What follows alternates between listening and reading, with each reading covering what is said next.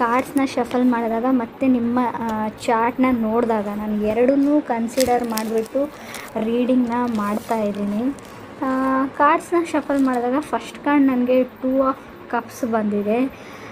Deeply romantic connection ಆ ಥರ ಯಾರಾದರೂ ನಿಮಗೆ ಈ ಮಂತಲ್ಲಿ ಸಿಗ್ಬೋದು, ಅಥವಾ ನಿಮ್ಮ ಜೊತೆಗಿರೋರ ಜೊತೆಗೆ ತುಂಬ ಚೆನ್ನಾಗಿ ಬಾಂಡಿಂಗ್ ಬರ್ಬೋದು. ಇನ್ ಕೇಸ್ ನೀವು ರಿಲೇಷನ್ಶಿಪ್ಪಲ್ಲೇ ಇರಬೇಕು ಅಂತ ಇಲ್ಲ, ಮೇ ಬಿ ನಿಮ್ಮ ಮನೆಯವ್ರ ಜೊತೆ ಅಥವಾ ನಿಮ್ಮ ಫ್ರೆಂಡ್ಸ್ ಜೊತೆನೇ ಈ ಬಾಂಡಿಂಗ್ ಬರ್ಬೋದು. 2 ಆಫ್ ಕಪ್ಸ್ನ ಮತ್ತು ಸೆಕೆಂಡ್ ಕಾರ್ಡ್ 5 ಆಫ್ ಕಪ್ಸ್ ಬಂದಿದೆ. ಇನ್ ಜನರಲ್ ಹೇಳೋದಾದರೆ ನೀವು ಕೂದಲ ಬಗ್ಗೆ, ನಿಮ್ಮ ಹೇರ್ಸ್ ಬಗ್ಗೆ ತುಂಬ ಕೇರ್ ಮಾಡ್ತೀರಾ ಈ ಮಂತು. ಹೇರ್ ಕೇರ್ ಪ್ರಾಡಕ್ಟ್ಸ್ ಬಗ್ಗೆ ಕಾಣಿಸ್ತಾ ಇದೆ ನನಗೆ ಚಾರ್ಟಲ್ಲೂ ಕೂಡ, ಕಾರ್ಡಲ್ಲೂ ಕೂಡ.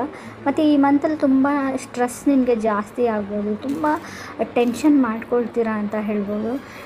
ಮ್ಯಾಟರ್ ಆಫ್ ಕಂಫರ್ಟ್ ಅಂತ ಹೇಳ್ತೀವಿ, ನಿಮ್ಮ ಕಂಫರ್ಟ್ ಝೋನಿಂದ ಆಚೆ ಹೋಗ್ಬೋದು ನೀವು. ಇದರಿಂದ ನಿಮಗೆ ಅಡ್ಜಸ್ಟ್ಮೆಂಟ್ ಆಗೋದು ಸ್ವಲ್ಪ ಕಷ್ಟ ಆಗ್ಬೋದು. ಹೊಸ ಜಾಗ ಆಗ್ಬೋದು, ಹೊಸ ಜಾಬ್ ಆಗ್ಬೋದು, ಆಫೀಸ್ ಆಗ್ಬೋದು.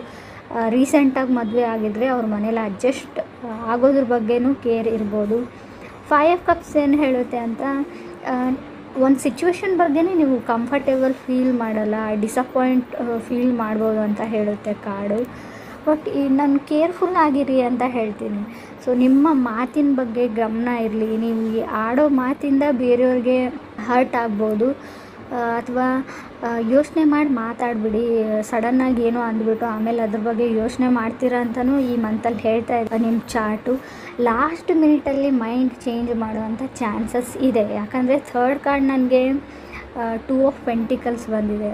ಸೊ ಏನೋ ಗೊತ್ತಿಲ್ಲ, ಏನು ಸಡನ್ನಾಗಿ ಥಾಟ್ ಬರುತ್ತೆ ನನಗೆ ಗೊತ್ತಿಲ್ಲ. ಮೇ ಬಿ ಎಲ್ಲಿಗೋ ಹೋಗಬೇಕು ಅಂತ ಮೊದಲೇ ಪ್ಲ್ಯಾನ್ ಮಾಡ್ಕೊಂಡಿರ್ತೀರ. ಅಲ್ಲಿಗೆ ಈ ಡ್ರೆಸ್ ಕೋಡು ಅಥವಾ ಈ ಬಟ್ಟೆ ಹಾಕ್ಕೊಳ್ತೀನಿ, ಧರಿಸ್ತೀನಿ ಅಂತ ಅಂದ್ಕೊಂಡಿರ್ತೀರ.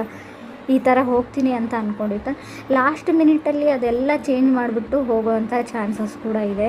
ಬಟ್ 2 ಆಫ್ ಪೆಂಟಿಕಲ್ಸ್ ಏನು ಅಂದರೆ ಆ್ಯನ್ಸಿಸ್ಟರ್ಸ್ ಬ್ಲೆಸ್ಸಿಂಗ್ಸ್ ಅಂತ ಹೇಳ್ತೀವಿ. ನಿಮ್ಮ ಪೂರ್ವಜರು ನಿಮ್ಮ ಜೊತೆ ಇಲ್ಲದೇ ಇರೋರು, ಅವರು ಈಗ ಸದ್ಯಕ್ಕೆ ನಿಮ್ಮ ಜೊತೆ ಇರೋಲ್ಲ, ಅವರು ಪಾಸ್ಟ್ ಅವೇ ಆಗಿರ್ತಾರೆ ತುಂಬ ವರ್ಷಗಳ ಹಿಂದೆ. ನೀವು ನೋಡೂ ಇರೋಲ್ಲ, ಬರೀ ಫೋಟೋಲ್ಲಿ ನೋಡಿರ್ಬೋದು. ಆ ಥರ ಇರೋ ವ್ಯಕ್ತಿಗಳಿಂದ ನಿಮಗೆ ಬ್ಲೆಸ್ಸಿಂಗ್ ಸಿಗುವಂಥ ಚಾನ್ಸಸ್ ಇದೆ. ನಿಮ್ಮ ಕನಸಲ್ಲಿ ಕೆಲವೊಂದು ವಿಷಯಗಳನ್ನ ನೀವು ನೋಡ್ಬೋದು, ಕನಸಲ್ಲಿ ಬಂದು ನಿಮಗೆ ಬ್ಲೆಸ್ ಮಾಡ್ಬೋದು. ಅಥವಾ ಸಮಥಿಂಗ್ ನೀವು ನಿಮ್ಮ ನೇಟಿವ್ಗೆ ಹೋಗ್ಬೋದು, ಊರಿಗೆ ಹೋಗ್ಬೋದು, ನಿಮ್ಮ ಹಳೆ ಮನೆ ನೋಡ್ಬೋದು. ಆ ಥರ ಕೂಡ ಕಾರ್ಡ್ ಹೇಳ್ತಾ ಇದೆ. ಬಟ್ ಈ ಮಂತಲ್ಲಿ ಯಾವುದಾದ್ರೂ ಟ್ಯಾಕ್ಸಸ್ ಬಿಲ್ಸ್ನ ಪೇ ಮಾಡೋದಿದ್ರೆ ಪೇ ಮಾಡಿ. ಏನಾದರೂ ಮಾರುವಾಗ ಅಥವಾ ಏನಾದರೂ ಬೈ ಮಾಡುವಾಗ, ತೊಗೊಳ್ಳೋವಾಗ ತುಂಬ ಕೇರ್ಫುಲ್ ಆಗಿರಿ. ಈ ಗೌರ್ಮೆಂಟ್ ಟ್ಯಾಕ್ಸಸ್ಸು ಅಥವಾ ಫೆನಾಲ್ಟೀಸ್ ಬೀಳೋಂಥ ಚಾನ್ಸಸ್ ಇದೆ. ಸ್ಟೆಬಿಲಿಟಿ ಇದೆ ನಿಮ್ಮ ವರ್ಕ್ ಲೈಫಲ್ಲಿ, ಕೆರಿಯರಲ್ಲಿ. ಅದು ತುಂಬ ಓವರ್ ವರ್ಕ್ ಮಾಡ್ತೀರ, ನಿಮ್ಮ ಮನೆಗೂ ಬರೋಕ್ಕಾಗಲ್ಲ ನಿಮ್ಮ ಕೆಲಸದ ಮಧ್ಯೆ ಅಂತ ಕೂಡ ಕಾರ್ಡ್ ಹೇಳ್ತಾ ಇದೆ. ಇನ್ನೊಂದು ವಿಷಯ, ನಿಮ್ಮ ಸಿಗ್ನೇಚರ್ ಬಗ್ಗೆ, ನೀವು ಕಾಂಟ್ರಾಕ್ಟ್ನ ಏನಾದರೂ ಸೈನ್ ಮಾಡುವಾಗ, ಸೊ ಟರ್ಮ್ಸ್ ಆ್ಯಂಡ್ ಕಂಡೀಷನ್ಸ್ನ ಇನ್ ಕೇಸ್ ನೀವು ಲೋನೇ ತೊಗೊಳ್ಳಿ ಅಥವಾ ಯಾರಿಗಾದ್ರೂ ದುಡ್ಡೇ ಕೊಡಲಿ, ಈ ಪೇಪರ್ ವರ್ಕ್ ಅಂತ ಇರುತ್ತೆ ನೋಡಿ, ಅದನ್ನು ಕರೆಕ್ಟಾಗಿ ಡೀಲ್ ಮಾಡ್ಕೊಳ್ಳಿ. ಅಲ್ಲೂ ಕೂಡ ಪ್ರಾಬ್ಲಮ್ ಆಗುತ್ತೆ ಅಂತ ಹೇಳ್ಬೋದು. ನೀವೇನಾದರೂ ವೆಕೇಷನ್ಸ್ಗೆ ಟ್ರಾವೆಲ್ ಮಾಡಬೇಕು, ಹಾಲಿಡೇಸ್ಗೆ ಏನಾದರೂ ಪ್ಲ್ಯಾನ್ ಮಾಡಿದರೆ ಅಲ್ಲಿ ಡಿಲೇ ಆಗೋ ಚಾನ್ಸಸ್ ಇದೆ. 4th ಕಾರ್ಡ್ ನನಗೆ ಟವರ್ ಕಾರ್ಡ್ ಬಂದಿದೆ.